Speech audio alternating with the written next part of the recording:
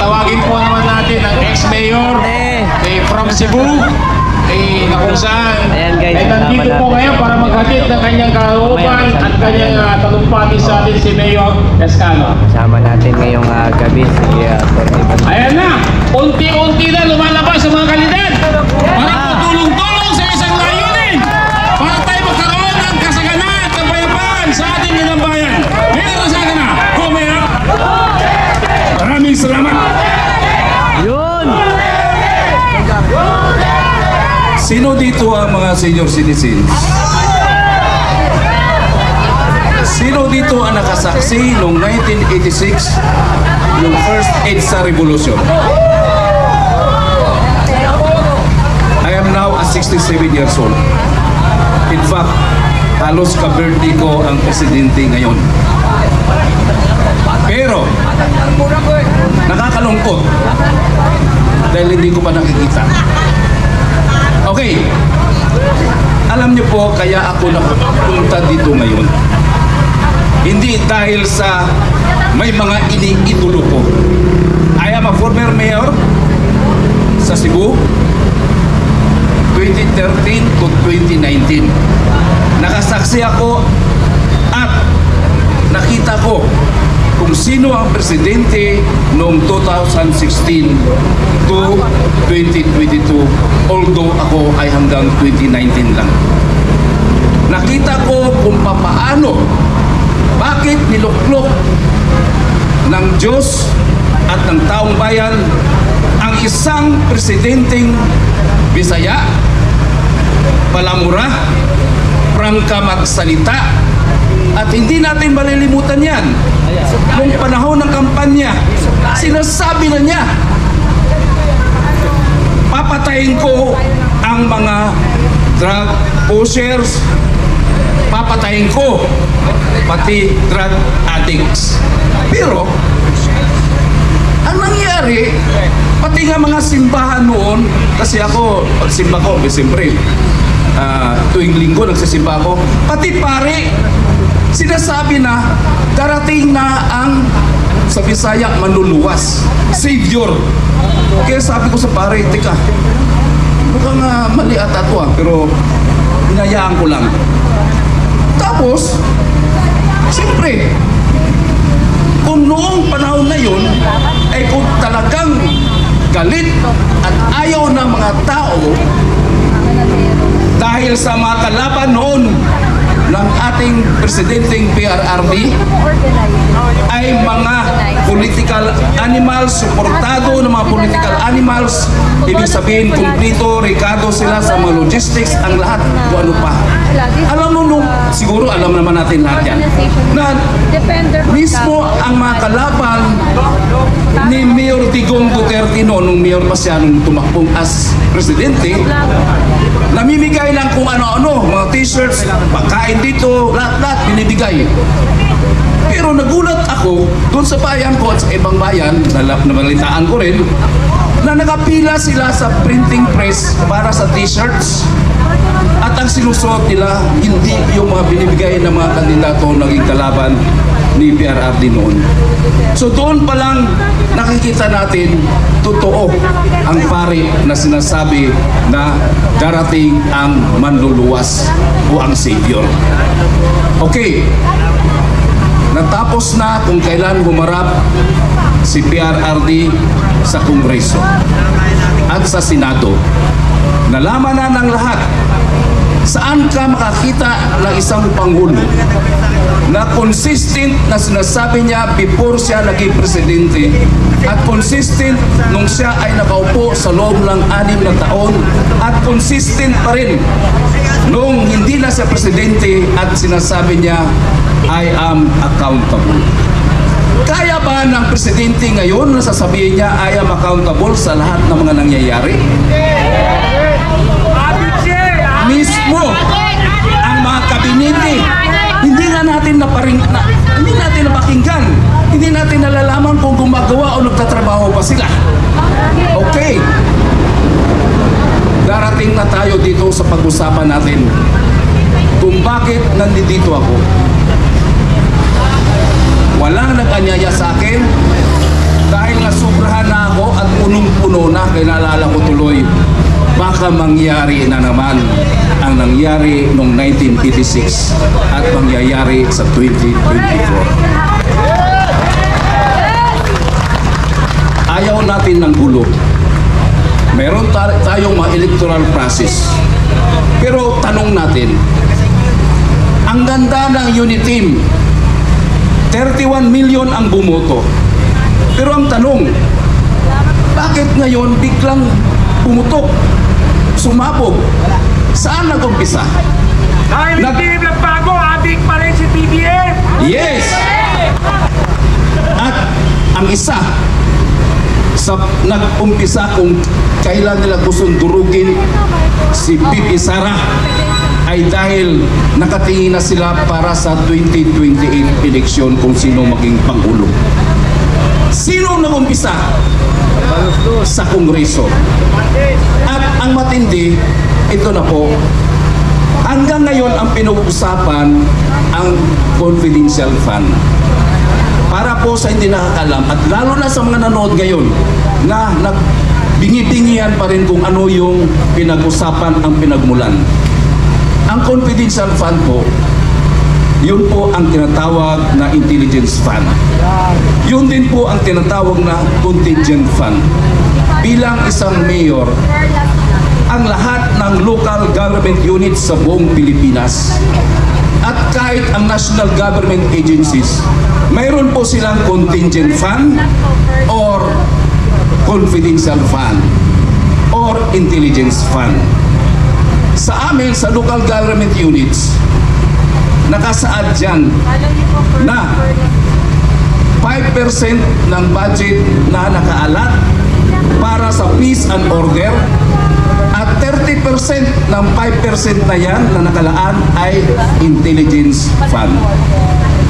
Lahat ng bayan, city, munisipyo, except barangay, mayroong tinatawag na intelligence fund.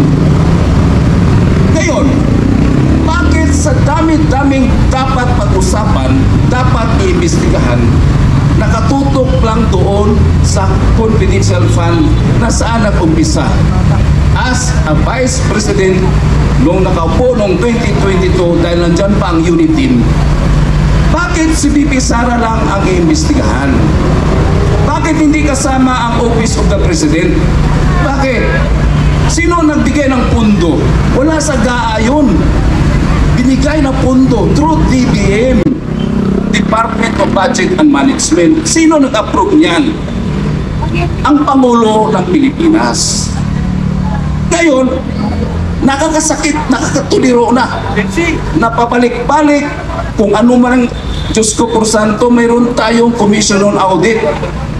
Nagugulat na lang ako. Hala, ang Kongreso pala ay auditor na.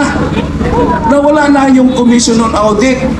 Kaya sabi ko nga baka gagawa sila ng batas na magkaroon na ng Commission on Audit na bago na under ng legislative branch ng gobyerno o ng Kongreso. Pero ito po, sasabihin ko po sa inyo at sa lahat ng hindi pa nakaintindi. Ito po ang hindi lang na nagsisimula o hindi lang ito na ang panahon na sinasabi natin sila ang nag-umpisa, tayo ang tatapos. Ang ginawa nila ngayon kay Atty. Lopez, sobra na. Tama na. Isang abogada nakakaintindi sa batas. Kasi ako po, hindi naman po ako abogado, isa lang po akong certified public accountant, isang auditor. Ang naintindihan ko lang sa sinasabi ng contempt, ang sinasabi contempt of court. May nakalagay court. Wala namang sinasabi ng contempt of Congress, contempt of Senate, contempt of court. Ibig sabihin, may korte. Pero anyway, itong ginagawa kay Atty. Lopez ngayon, hindi lang sa human rights violation, binabalik na nila ang batas na gusto pa nilang dalhin sa correctional. Sino-sino pang dinadala sa correctional? Yung nasa piskalya pa nga, hindi nga pwedeng dalhin doon eh. Di ba? Dahil may due process. Pero itong ginagawa, mas mabuti pa, magdeklara na lang siguro ang Pilipinas ng martial law. Mas maintindihan pa siguro natin, di ba? Kasi ginagawa ng martial law eh. Ginagawa na yung babaliin ang nasa democratic form of government. Nababali na kung saan wala ng independence sa bawat ahensya or gobyerno.